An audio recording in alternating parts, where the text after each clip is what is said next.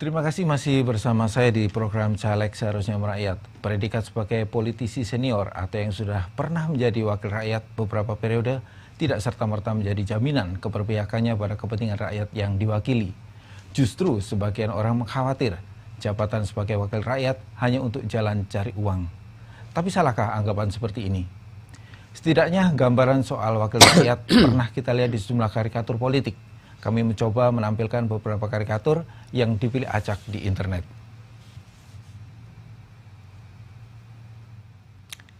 Ini Gus, ini gambar karikatur yang menampilkan,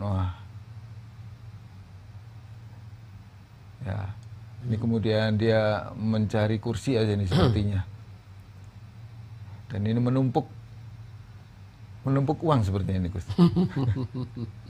Iya, iya. Ya, ini Gus, ini yang tampil dari beberapa karikatur Gus. Kalau kita melihat dari beberapa karikatur tadi, itu sepertinya kan timbul kesan bahwa caleg itu konotasinya negatif. Apa benar seperti ini Gus? Ada yang mencari uang, ada yang menjual kursi dan sebagainya. Iya. Secara umum pendapat masyarakat sekarang seperti itu. Seolah orang mau jadi DPR atau mau jadi penguasa, menjadi eksekutif, itu dalam rangka cari uang. Publik memahami seperti itu tidak terlalu salah karena memang oknum di Senayan, oknum di eksekutif ya di seluruh Indonesia itu memang menampilkan perilaku seperti itu. Itu sampai saat ini Gus ya? Sampai saat ini. Padahal dalam pemahaman saya yang berlatar belakang santri gitu, yang berlatar belakang aktivis, yang berlatar belakang wartawan, saya memahami orang mau jadi DPR, orang mau jadi eksekutif, itu ada filosofinya, ada tujuannya, ada prinsip yang sangat mulia. Ya, apa itu? Yaitu adalah dalam rangka tasarruful imam ala ro'iyah manutun bil maslahah. Kira-kira gitu bahasa santrinya, yaitu kekuasaan itu adalah alat untuk mensejahterakan rakyat.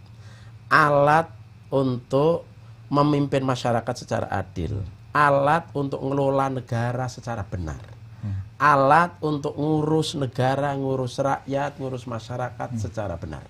Dan setiap negara itu kan harus ada pemimpinnya, setiap rakyat harus ada pemimpinnya, dan pemimpin itu dalam negara demokrasi itu ya legislatif, ya eksekutif, ya yudikatif, begitu. Nah sekarang ini memang oknum-oknum yang kemudian masuk penjara itu yang kemudian mengubah persepsi masyarakat, begitu. Karena mereka menampilkan perilaku yang buruk seperti itu. Jadi begitu jadi pejabat dia memperkaya diri, begitu jadi DPR kolusi, begitu jadi DPR kong kali kong dengan pengusaha, kong kali kong dengan eksekutif, lalu kemudian masuk penjara. Inilah prihatinnya kita. Itu kesempatan seperti itu memang terbuka lebar Gus waktu di legislatif itu Gus. Terbuka lebar, kalau saya mau kaya juga bisa ketika saya di DPR kan 13 tahun begitu kan. 3 periode Gus ya. 3 periode, ikut pemilu 3 kali begitu. Tapi saya melihat sebagian yang tidak kelihatan di permukaan, mereka tetap sederhana. Tapi yang kelihatan di permukaan memang betul-betul mereka cari uang. Kolusi, transaksi, itu betul-betul terjadi. Kalau menurut Gus saya ini, yang sudah pengalaman di Senayan 3 periode, ada nggak Gus mekanisme yang bisa membuat legislatif kita itu bekerja secara profesional? Artinya dia benar-benar berpihak pada rakyat dan tidak mencari uang seperti itu tadi Gus. Pertama, mekanismenya itu diri kita.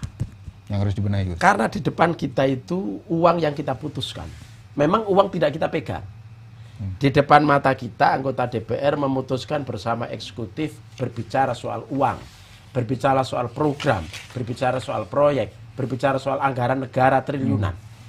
Itu kalau mentalitasnya memang busuk, hati nuraninya, prinsipnya, tujuannya untuk menjadi penguasa cari uang, ya dia pasti terjebak di situ. Tapi kalau kita punya filosofi, kita punya prinsip, punya niat memang ikut mau memperbaiki negara, mau mengurus negara yang benar, baik dalam konteks ilmu modern maupun ilmu keagamaan gitu, maka kita sudah terproteksi di situ. Kita akan menjalankan fungsi kita yang benar. Fungsi DPR apa yang benar itu?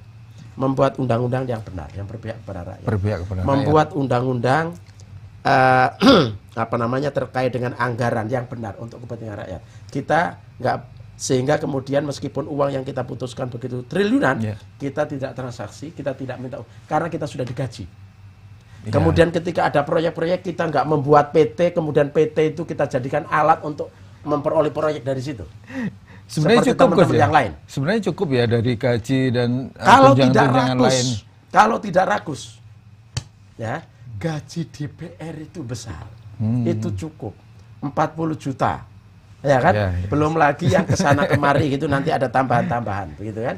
Ya sekitar 40 juta sekian atau 50 juta, kira-kira begitu. Ya. Itu cukup.